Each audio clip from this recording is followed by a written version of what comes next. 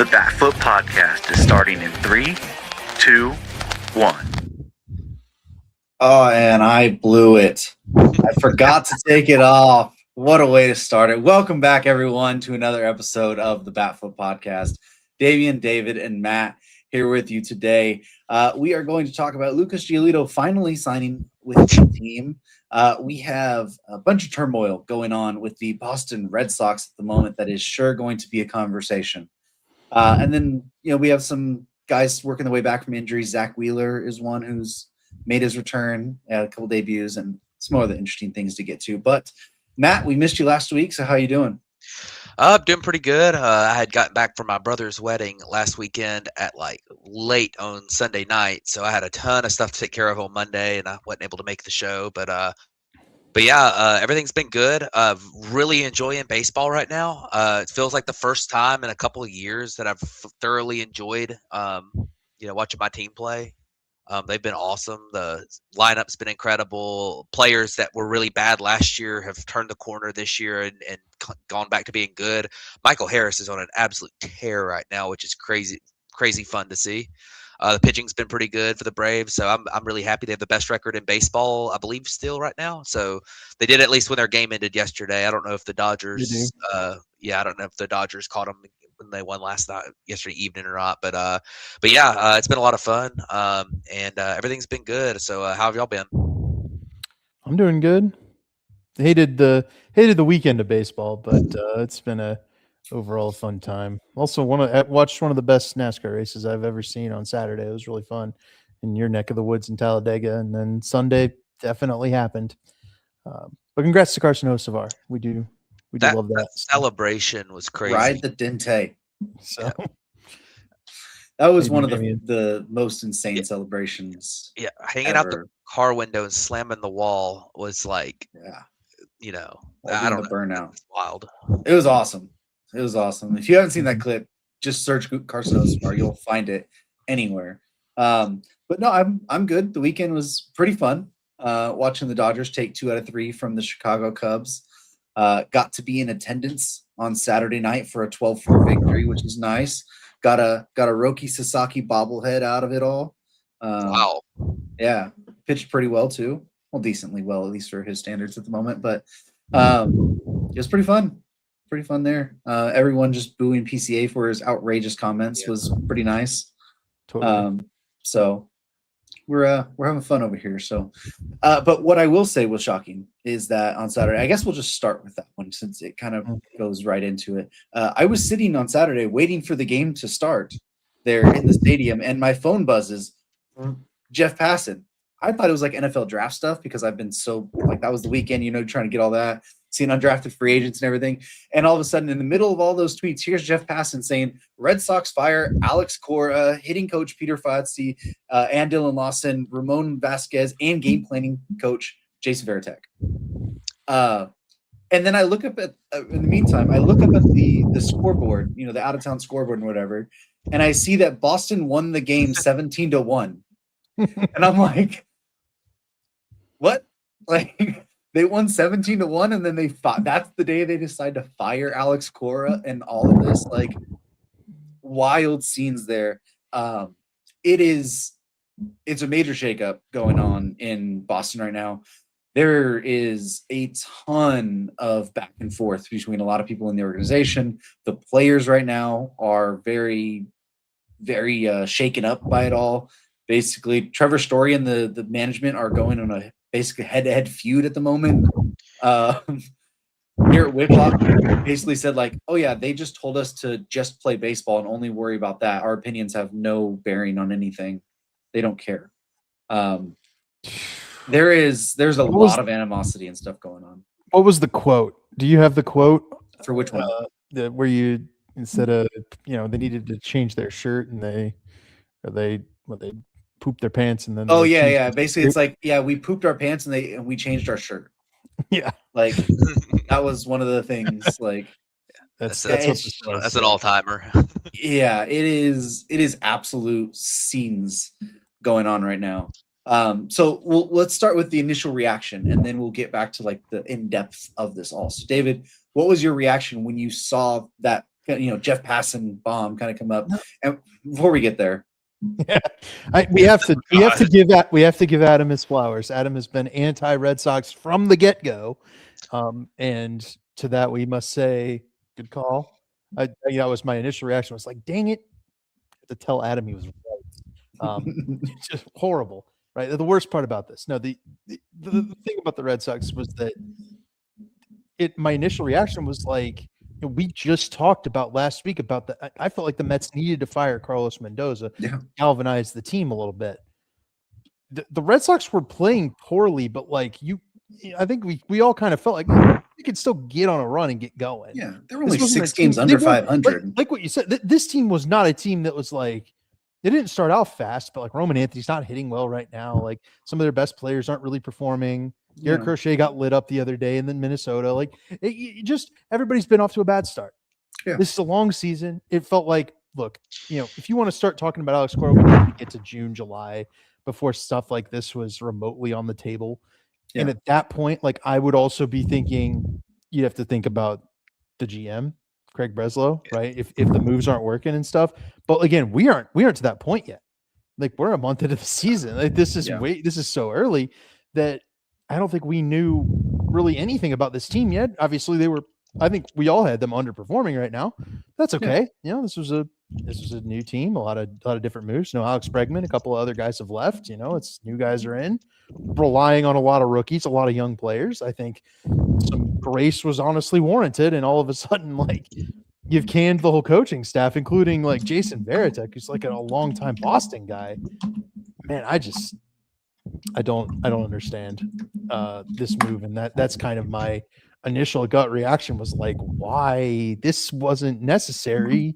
This was like the 4th team that I would have expected for this to happen. I could have seen it if the Phillies or the Mets did this, but the Red Sox didn't really make any sense to me, and that's what made it so shocking. Yeah, I mean, I was really surprised that this happened. I thought that it just.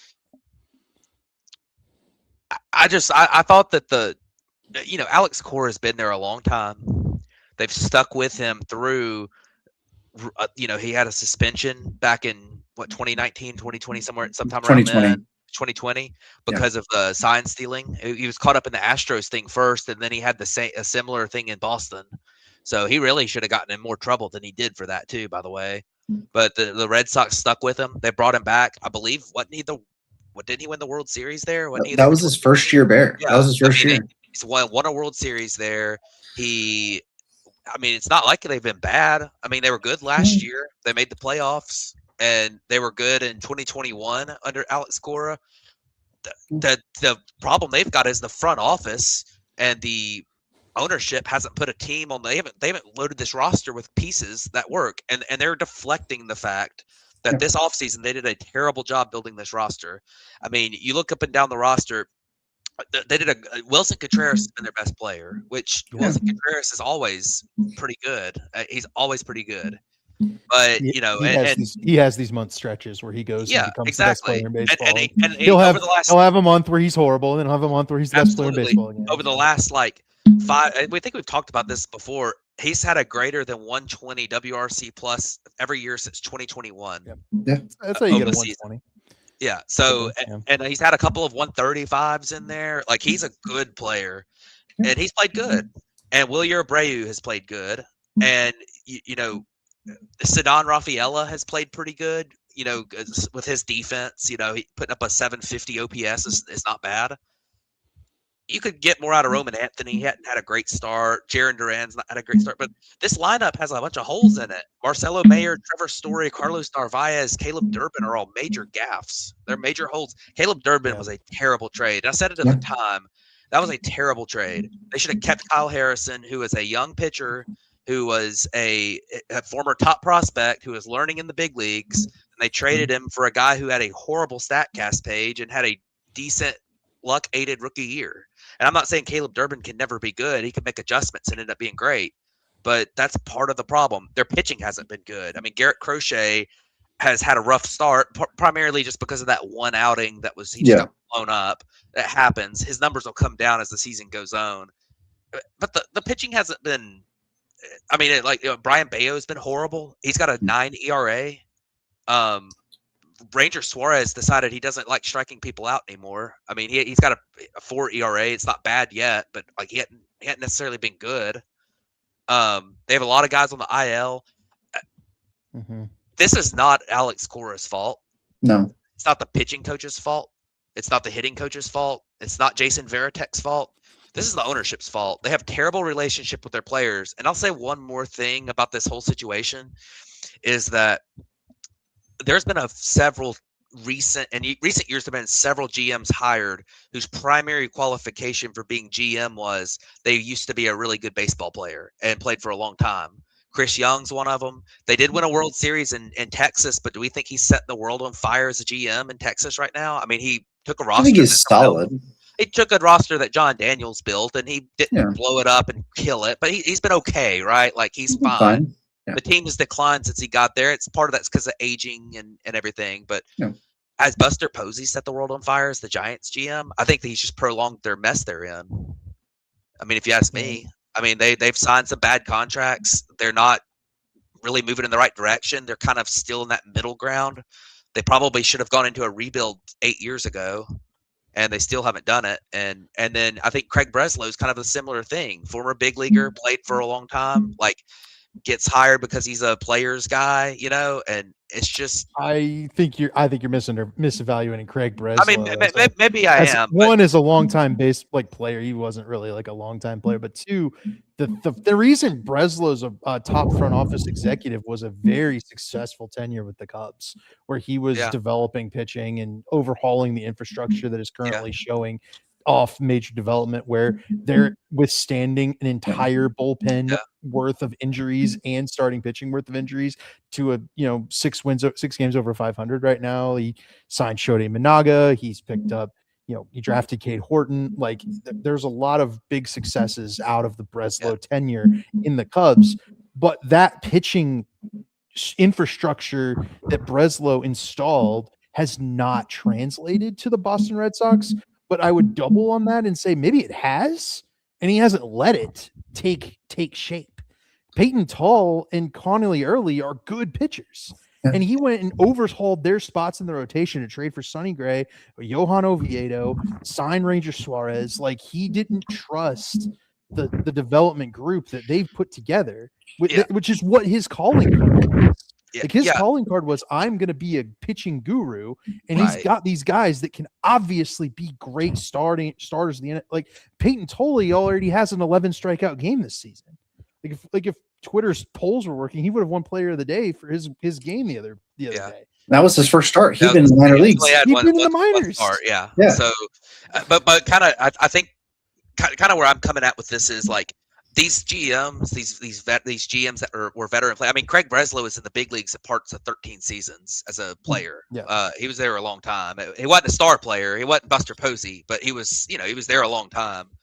And a lot of these players, they over-respect veterans in the clubhouse, and that's kind of what you're talking about, David. Where Peyton Tolley didn't really get a shot to start the season. Like, why was he not there? He's a top 20 prospect in all of baseball. I don't know. I think that part of this is on Breslow, but I mean, at the end of the day, this whole thing is on the ownership, because they seem to just. This is one of those over-involved owners that is worse than an owner that doesn't spend. Does anybody ever talk about the ownership of the Los Angeles Dodgers at all? Ever, No. Other than to spend money? No, because they're not involved. They let Friedman run the show. Does anybody talk about the Braves ownership? No. It's Liberty Media. It's a company. They're publicly traded. They talk about Alex Anthopoulos because he's running the show. The Brewers. Does anybody talk about the Brewers ownership? Does anybody talk about the Rays ownership? There's definitely more negatives to talk about. There's more negatives, but the teams that don't spend and don't win, as opposed to the teams that do spend and do win. I agree, but they're playing. Winning solves a lot of the problems there, but your overarching point is correct. Don't go into the low teams. Yeah. Well, yeah. I mean, I'm just saying, like, in general, like. The teams that are you can spend all the money in the world. Look at the New York Mets. You can spend all the money in the world, but when your owner is over involved and he's micromanaging everything, it doesn't matter how much money he's spending, you're going to be terrible. And the Angels are an example too. Like the Angels have not been shy to spend money at times. I mean, they've had top 10 payrolls pretty often over the last 10 years. How many times have they made the playoffs? None, because Artie Moreno is always trying to control everything and leave the baseball decisions to the baseball decision-making people. And if you're the GM, if you're the ownership, fund the team, cheer for the team, be there for anybody in the team. Don't go try to micromanage everything because it's not going to work. And I think that's what's going on in Boston with the ownership. I don't think it's micromanaging from the ownership. I think it's the fact of that they are willing to spend when it's something they want to spend on, but they aren't willing to spend on other things. Right? Like they weren't willing to spend to extend Mookie Betts or whatever, right? So they traded him away. They spent on Rafael Devers, but then they pissed him off because they signed Bregman and then wouldn't spend on Bregman after they traded Devers away because they made but then they were like, well, we'll go sign Ranger Suarez, right? I don't think it's the ownership there is so over involved in micromanaging. I think it's the fact that they choose random points in time to be like, we don't think that's the best thing to do. And then they go away. But what this screams, this entire situation here screams that the ownership went to Craig Breslow and basically said, you got this season to figure it out. Yeah. And if we don't see improvement, then you're gone. So what did Breslow do? All the people that weren't his guys that he didn't hire are gone, right? Yeah. Jason Varitek, obviously there. Alex Cora, he didn't hire him. That's the guy that was already there.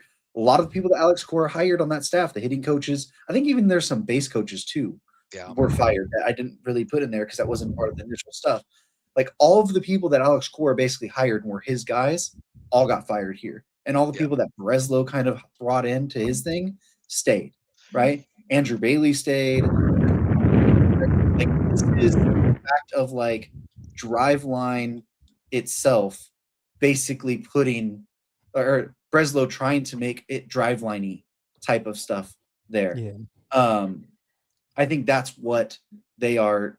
I think that's what's happening. I think the ownership basically went to Breslow and said, you got this year to kind of figure it out. I think Breslow is on the fly trying to make it like this was the old regime stuff. Let me try and make my stuff, but incorporate Driveline people or stuff that his mold of it. And at that time, if it works at the end of the season, he's bought himself some time to hire his own manager. If he didn't, then then they'll reset from everywhere else and they'll hire someone new to come in. There's good people here. There are good players here. That's why we still expect them to be good, right? Some of these stuff was not Breslow's doing. Breslow didn't bring in some of these people, but a lot of it is. So at the end of the day, you have to figure it out. But this screamed for me from the start that ownership was like, you got to figure it out now. And that was his thing was instead of trying to ride it out with these guys and die with them, I think it's him saying, all right, well, boom, do this way. Let me put my vision in for a little bit of time and see if that works. I think that the overarching point will be that I think Craig Breslow needs a decent amount of blame for the current status of this team. But I also believe that this was, as Damian said, kind of owner-driven, but like owner-driven in the sense that, hey, Breslow, if you don't get things going, you're next. Yeah. So he said, okay, well, I haven't even had a chance to put my own manager in yet. Yeah. And all these coaches are coaches. So I think that makes a lot of sense in terms of reaction. But then how are we, it's one of those things where I think there's a couple of issues at play here. Yeah. The next question would be who's Breslow bring on as the full-time manager, presuming that hiring happens here shortly. I think David Ross is kind of a natural fit. Yep. Played for Boston, managed when Breslow was with the Cubs. That was my first immediate thought too. Yeah. I was, and he's kind of looking for a job. I don't think Ross necessarily did anything wrong. I didn't like Ross as a manager, but I love Ross, the person. Think he's a great guy. He's a good clubhouse guy. Didn't like him so much on, in terms of like his managerial decisions, but I don't think that's really a problem for the Red Sox right now. Looking at this roster, there's a lot of holes. Right. Like you can't do much worse than sometimes what's happening right now. you adapt as a manager after you've sometimes get a second shot, right? And like we can absolutely blame Breslow for like the Devers return and then immediately trading those people for like Dustin May and then trading Kyle Harrison away for Caleb Durbin, right? Like we can blame Breslow for that for sure.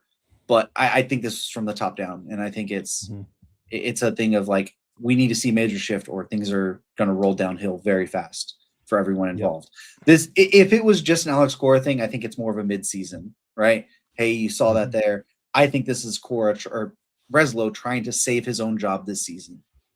It's very telling that a lot of the response, besides the response from Jason Varitek, I think Varitek was the one who was pretty unhappy with all this, but the Cora response is like, hey, I've been let go. Like I'm set free from this kind of this shackling of what was going on here. I think there's a lot more complex stuff going on behind the scenes where kind of like Matt said, like the ownership is involved to maybe a detrimental point, but you've also got, there's a lot of different headstrong folks right now. And we'll see if Craig Breslow can't bring somebody in who can right the ship in Boston. All right. Let's talk about Lucas Giolito now. Signing with the San Diego Padres on a 1-year, $3 million deal. Some stuff in there up to $8 million on some incentives, and then a mutual option for 2027. He's already started his, I wouldn't say rehab, but his progression at, I believe, Lake Elsinore. They expect him to be up relatively soon. I think he was already stretched out to 3 or 4 innings, so just get him a couple games under his belt. This is something that had kind of been rumored for a long time that the Giolito was eventually going to end up with the Padres. We know they have needed pitching help, right? They're running Ramon Vázquez, Walker Buehler, and like Randy Vázquez out there all the time right now. Randy Vázquez has been very good this season. Well, I'm saying he doesn't have the best history of that. And then obviously the Nick Pivetta injury is another big one here. Mm-hmm. So, Matt, what did you think when you saw Giolito to the Padres? Well, Giolito was. I'll start this off by saying that he signed for like what, $8 million, $3 million with an $8 million option or something. Well, it's $3 million up to $8 million this year. Right. So it's low. It's very low risk. Yeah. So I don't mind them trying this out. Lucas Giolito is not a good pitcher anymore. He hasn't been good for a long time now. He has been last year. His expected ERA was in the 12th percentile of MLB pitchers. He actually had a decent ERA on the season last year. He had a 3.41, but his expected numbers were horrible. Yeah. His StatCast data is really bad. And I think a lot of teams scouted him and said, look, he had some good luck last year, but this stuff is just not going to play. But Lucas Giolito came out and said, well, look, I had a 3.40 ERA or something last year. 3.41. I'm going to, I deserve a good contract because I just pitched to a 3.41 ERA and stayed relatively healthy most of the season. So, I mean, it's one of those things where it makes sense that he didn't sign until now. I mean, because he's just going to hold out for money because that he thinks he deserves, and now he kind of has to sign with somebody because if he skips a year, he might never get another shot again. So we'll see how he does with the Padres. I'll be shocked if he's very good, but the Padres have at times had some good luck fixing pitchers. So Diablo's pretty good at stuff like this. Yeah. Yeah, I'm good with Giolito to the Padres made a lot of sense. The other team reportedly in the betting was the Cubs. I'm fine with not going for. I'm guessing the Cubs didn't want to do the mutual option for 27. Even having that on the table and maybe the max number is pretty high for them. Injury riddled teams right now. Everybody needs pitching, right? That's going to be a kind of a common theme across Major League Baseball at the moment. Luckily, guys are starting to come back, get healthy. But, Giolito was probably the best arm available. Yes, I think I have Nestor Cortez and a couple other guys are still technically floating around out there that could pitch major league innings. But, I mean, Giolito was the most impactful. Is he going to be a game saver, a season saver for the Padres? Like, I don't think so. He probably slots in at the 5 and pitches 100 pretty decent innings, 4+ ERA. if the Padres make the playoffs, he's not going to be pitching in a playoff game. He probably doesn't make if he does. Well, if he makes the playoff roster, if he makes the playoff roster, I just don't see how the correlation hits where Giolito pitches the playoff games for the Padres, but they won enough games to get to the playoffs. That doesn't really correlate to me. I think your best bet is that he's pitching every 5 days. Eventually they get healthy enough that he drops into the bullpen and pitches long relief. And this is they decline the mutual option and he heads back to free agency, having another, bad but serviceable innings eating season on the table. I think there's a shot he's decent. Not saying great, but I think there's a shot he gets into the high 3s, maybe low 4s ERA, and then goes out and gets one of these like number 5 starter deals, which we're seeing are like 15 million anyways. Like you're going to get something like that. I would bet if it's more of a realistic ask, which it didn't seem like it really was this year. So it'll be interesting to see. I think it just gives them an arm. Obviously going to a pitcher-friendly park. Niebla's had stuff working with pitchers and helping them reclaim stuff before. So I wouldn't be shocked if he's actually decent for them at the end of the day. All right, let's move to week in review. So let's start with Zack Wheeler making his return this last weekend versus the Braves. He went 5 innings, 3 hits, 2 earned runs, 3 walks, 6 strikeouts. Obviously, Matt will be able to tell us more about how Wheeler looked against the Braves than we will, really. So, Matt, what'd you see from Zack Wheeler in that game? Was it encouraging? I don't know where David went. Yeah, we have David died. So, I mean, it was probably encouraging if you're a Phillies fan. I mean, the velocity was – there had been some rumors that his velocity was way down in AAA in his rehab starts. His velocity was fine. Like, from what I could tell, he was sitting around 95, which, it's a little down from what he was last year at 96 average. But it's not like egregiously down, like where it would be like 91, 92 or something that would be unplayable for him. I think he's I thought he was okay. He didn't look like the same kind of ace that he might have been the last 3 years, but he looked good. He looked fine. He gave them a start that could give them a he gave them a start that can typically give a team a chance to win. And I believe that was the game that the Phillies did win. Although the reason they won the game was because it was raining and the outfielder slipped to let in the tying run. But that's the only game the Phillies have won in like 3 weeks, is because the outfielder fell down trying to catch a fly ball. But he was fine. It was definitely better than if he's totally cooked from thoracic outlet syndrome. It didn't look like that. It looked like he was probably a little rusty, but he was probably, at least some form of himself. So. Working his way back. Even Zack Wheeler at that, it cannot be worse than what Taijuan Walker was. Who the Phillies did release this week. My goodness. He was throwing BP, dude. I don't. Yeah. I used to be a big Taijuan Walker guy, but his last couple seasons with the Phillies have been nothing short of disastrous. Yeah. It's almost like when he signed that deal coming from the Mets, we were all like, that's probably not a good deal. No. Yeah. He got more than Jameson Taillon, and Taillon's had his moments of being bad, but he's been objectively pretty good over the course of the deal. And Taijuan Walker is not.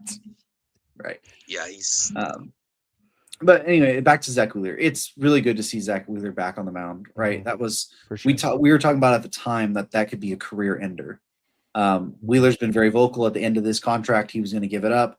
We were saying, he's 35 and he got thoracic outlet syndrome. Like, that's just something that people just don't really come back from a ton.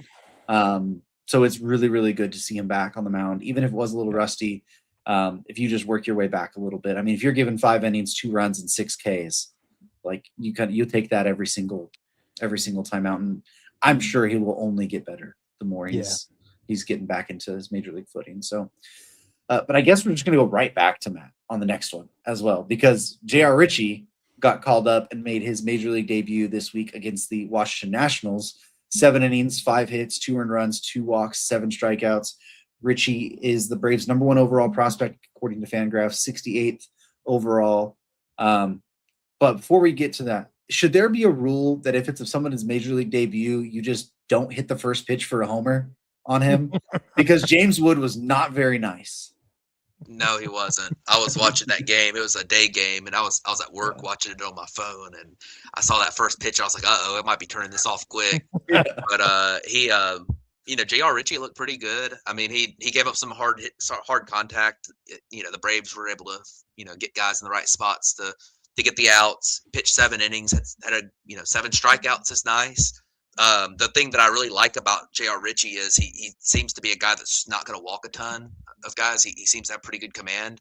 I think he's had pretty good command in AAA so far. He looked pretty good in the spring. I don't know what the overall upside with him is. He has a bunch of pitches. I don't know what the overall upside with him is, but I think that you're looking at best cases. Maybe he's like a Aaron Nola-esque type guy with a bunch of pitches, and that's a good pitcher. That's what I was gonna say. That's best case.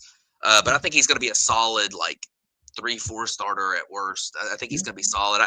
We'll see how he's able to keep going after this first start. They're gonna run him out there against the Tigers against Tarek Skubal on Wednesday for his second start. So that'll be interesting. But he navigated a road game against a Nats team that's pretty feisty offensively at times. I mean, they got some talented players. They're not a good team, but they, James Wood, CJ Abrams, both were the 2 runs were solo homers from those guys, and those guys are good hitters. So I felt pretty good about his first start, and congrats to him on, what a super successful first start, despite the first pitch of the game being hit about 450 feet.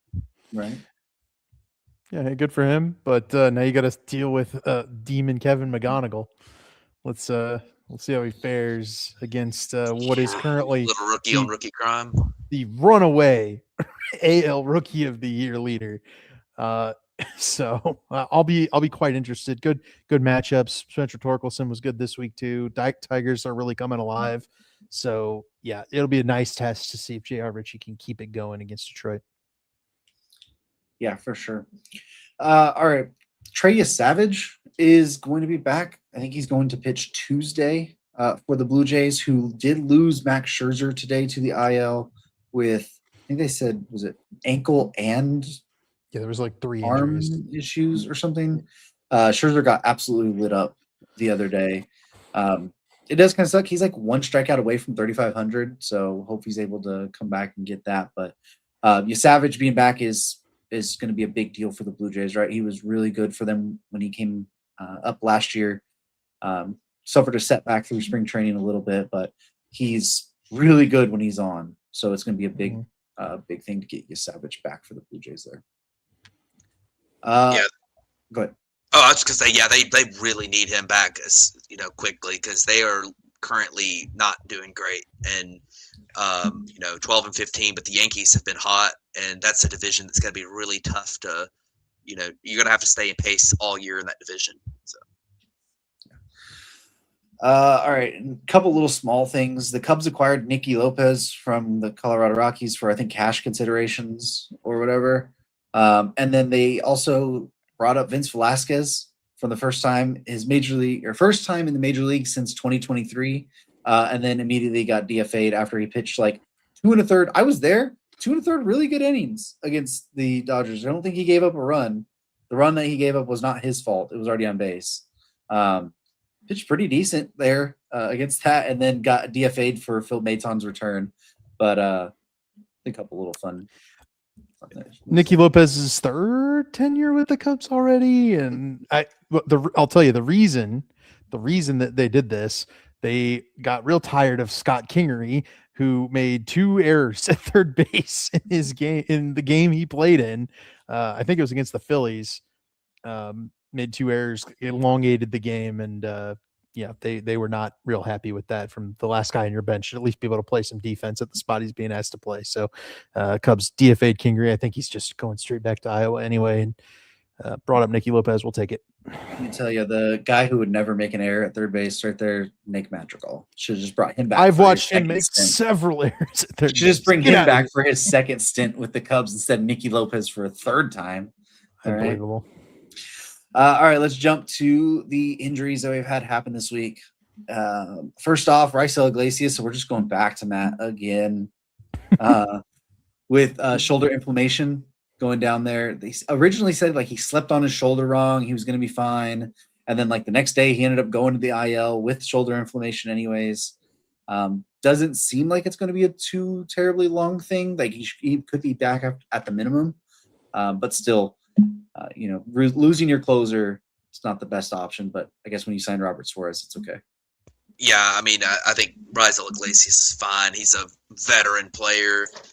He was off to a great start, and sometimes these veterans are just going to have occasional weird. They sleep on it weird, and they need to miss a couple games. And if you're going to miss 2 or 3 games as a reliever, you might as well just IL him, give him a little rest, and bring him back when he's fully healthy and ready to go again. So I'm totally fine if he gets his rest now, and I'm sure at some point one of the other top Braves relievers who have been really good this year will go on the IL for 10 days at some point to give them rest as well. But Right. and it makes the bullpen a little bit thin right now, which kind of sucks. But Robert Suarez has been unbelievable so far this year, so I'm not too worried. And they also, I don't think we've mentioned it here, but it's not really an injury, but they moved Ronaldo Lopez to the bullpen after the game for yesterday's game. He's had some weird mechanical issues, and they're trying to work some things out. And I have a feeling he could really help out in the bullpen if he's, if he can figure out those mechanical issues. He's a great reliever for the White Sox, but for the Braves, signed him and turned him into a starter. So. Yeah. All right. So when we're finally going to go back to David on. Amazing. Daniel Palencia, we talked about him last week going on to the IL. It got diagnosed as a lat strain, but they said it's not too serious. He could be back soon. Counsel was saying he could even be throwing bullpens by the time they came out west. Don't know if that actually has happened or not. I haven't heard it. But it doesn't seem like it'll be too terribly long, at least until he's back, which is something we did worry about.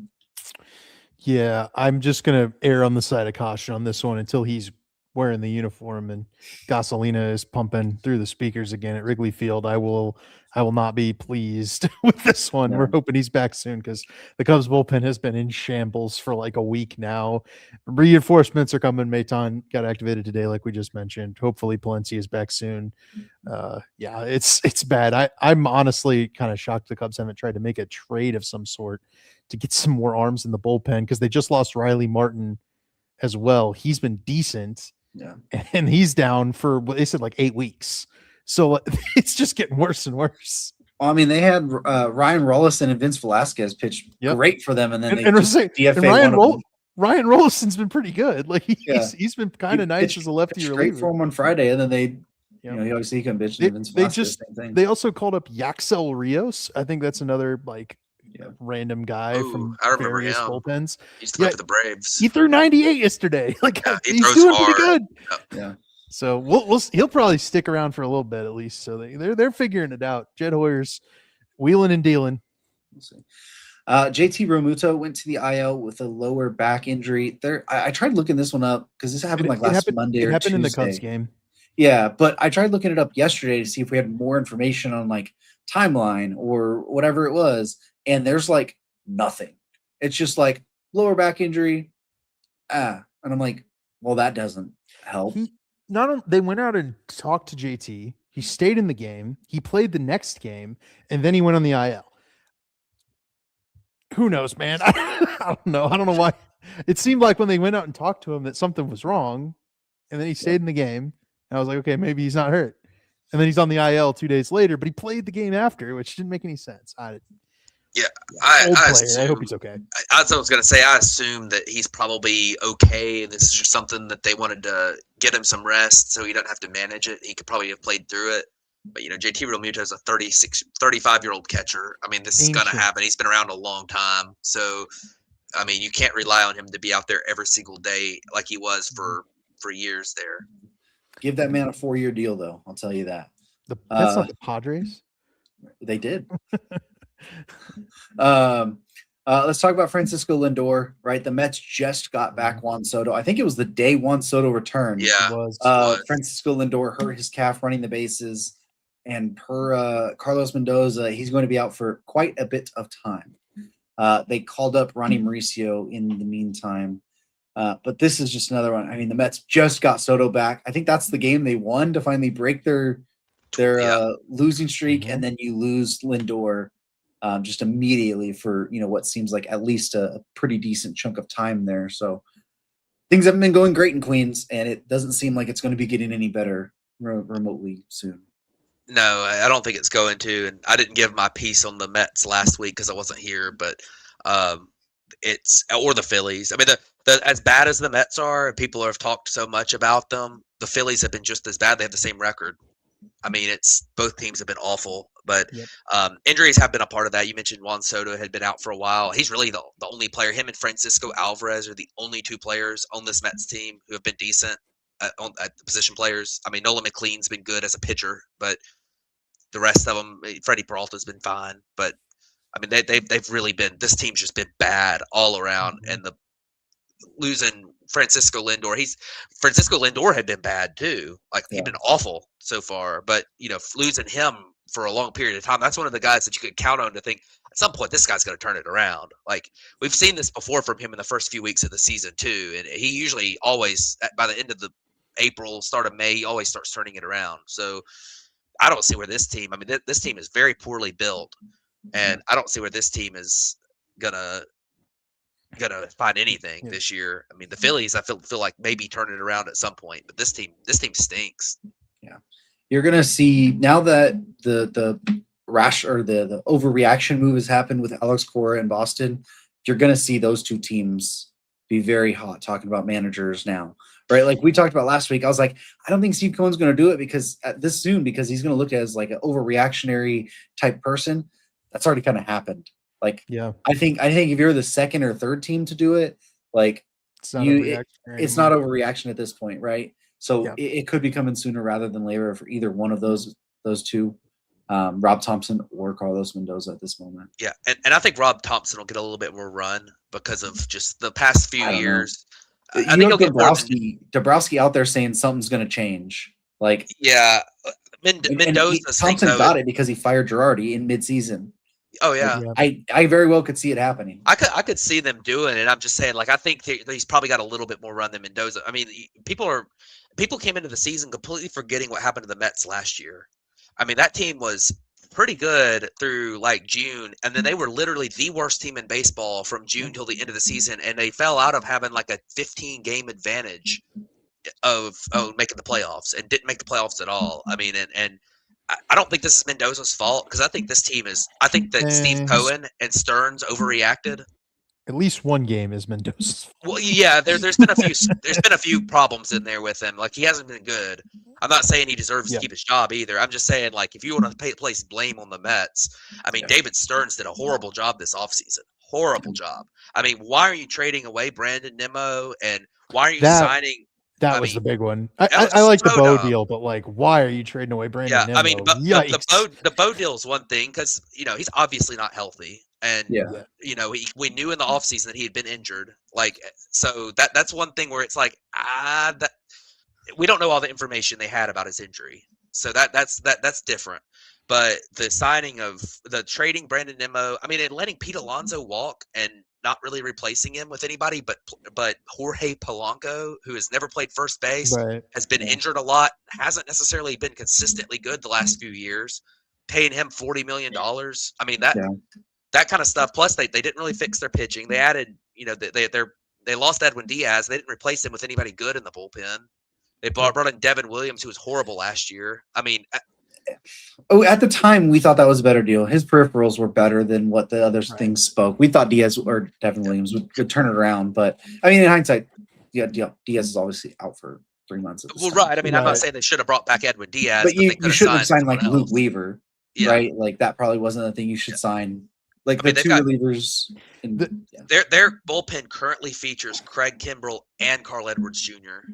Yep, Cubs legends. I mean, it's like. What are we doing? The lights in New York are always going to be brighter, but I think it's especially magnified when it comes to a reliever, a closer who kind of has to like have that mentality, the closer mentality, and to be the guy that replaces Edwin Diaz, who was there for so long with the trumpets and the intro and everything. Like, you have to be great from the get-go or the fan support is going to crater so fast. Initially when the Devin Williams was getting the boos and stuff this week and he collapsed and lost the game, I was like, I kind of think if he had gone anywhere else, he isn't this bad, right? He doesn't have this kind of collapse. So because it's New York, because it's the Mets, because there's this losing streak, all of a sudden now you got to lock down the game with just one run. All of a sudden the pressure all ratchets up way too fast because it's New York. And not unlike what happened last year with the Yankees, he struggled. He struggles again. Yeah. He's still a good pitcher. He's a pitcher Yeah, I'd like to have on my team, but like even his that peripherals, specific situation is just his peripherals still aren't terrible. Like Yeah, he's still striking out almost 17 per 9. Fact is, he's walking almost 7 per 9. That's the problem. Right. He's got a 9 ERA, but a 4.24 xERA, a 3.25 FIP, and a 3.07 xFIP. Right. It's obviously like early like if you jumbled his Yeah. last, his start of the season into the like July, no one cares. It wouldn't matter. Or if you put this start onto the Diamondbacks, Right. no one And cares. He's right now he has a 591 BABIP. Like that's just completely unsustainable level. Yeah, you're Like- right. But I'll say this: when you're walking 8 guys per 9 innings, like you're going to be susceptible to BABIP causing you a lot more problems than if you're not walking guys. Sure, I mean- but what I'm saying is like he's not been nearly like as bad. It's all magnified. Yes. It's all Oh, so much it's worse absolutely magnified. because it's a small of where it sample is. size. Right. He very well might turn it around. And I mean, the big problem the Mets have is that outside of Juan Soto and Francisco Alvarez, their offense is an absolute disgrace. Yeah, I mean, it's I could have impossible told you to it was watch. coming on Marcus Semien. Yeah, so, the Brandon Nimmo for Marcus Semien should get Stearns fired in its own right. Mhm. I mean, but I mean, I guess we need to move on because we did the Mets talk last week. But Yeah. the thing is that how much of this was Steve Cohen saying, "Oh my God, we got to change things up. We need to just go make changes," or because I don't know that David Stearns would have moved Brandon Nimmo if it was because it seems like a David Stearns type of player.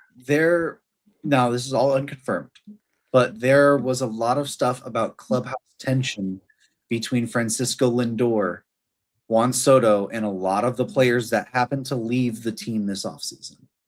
And if you have those two signed to long-term deals and they're the face of your franchise, you're going to move people that they have problems and issues with. Now that might say more about you as the head of baseball, operations and those two players, but you're going to kind of make things work, right? Between those two. There's been stuff that Nimmo and Lindor didn't get along. There's been stuff that Pete Alonso and them kind of just always kind of had this kind of falling out initially, right? The only reason he was back is because no one else was really signing him. So they just gave him this other thing to kind of give him a 1-year deal to figure it out there. So I think it's partially part of Cohen just saying we need to do some stuff. I think David Stern also thinks he's, a little too smart at times for himself. Like he did a lot of things in Milwaukee that he had to get away with. Now he has money to kind of do some of the other things. Maybe that's kind of Andrew Friedman had to figure that out when he first came to the Dodgers too. Like you have to run things a different way.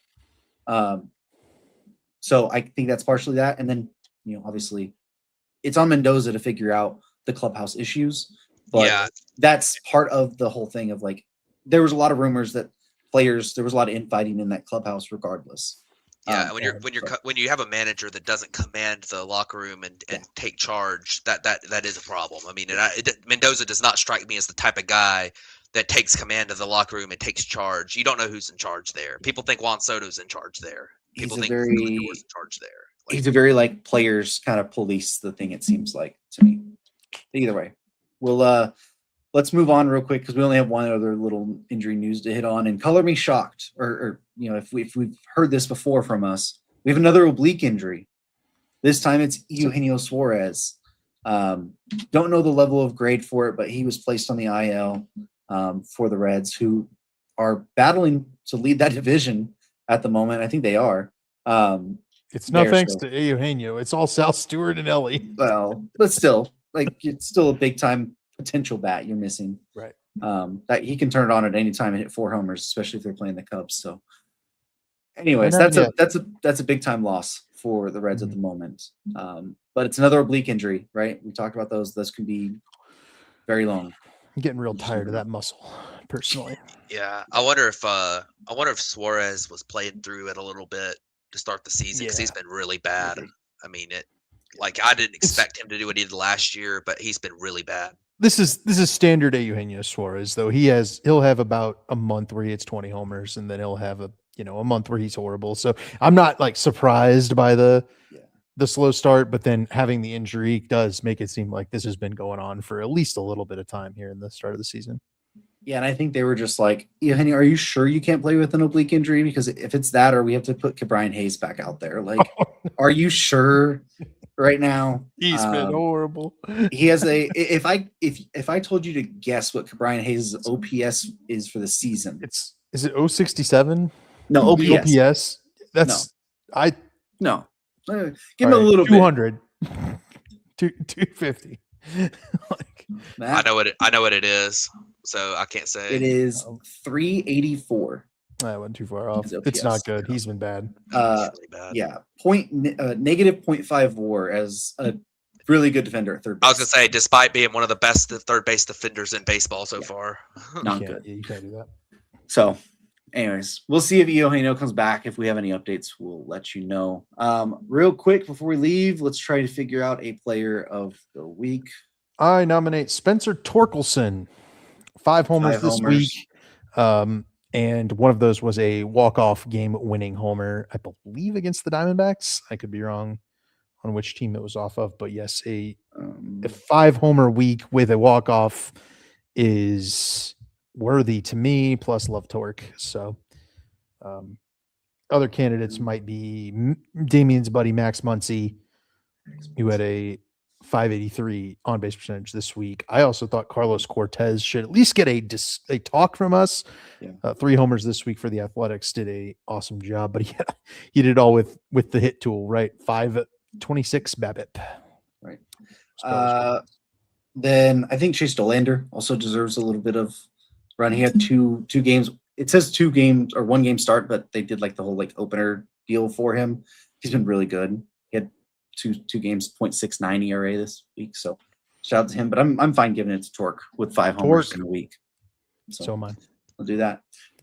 So, all right. Thank you everyone for tuning in to this episode of the Bat Flip Podcast. Don't forget to comment, drop a comment down there. Let us know what you think about Alex Cora being fired, if you think it's the right move or not. And then subscribe, help us out, just push us out to the algorithm more, as I can't learn how to spoke right now. But thank you guys for tuning in, and we'll catch you guys back next week.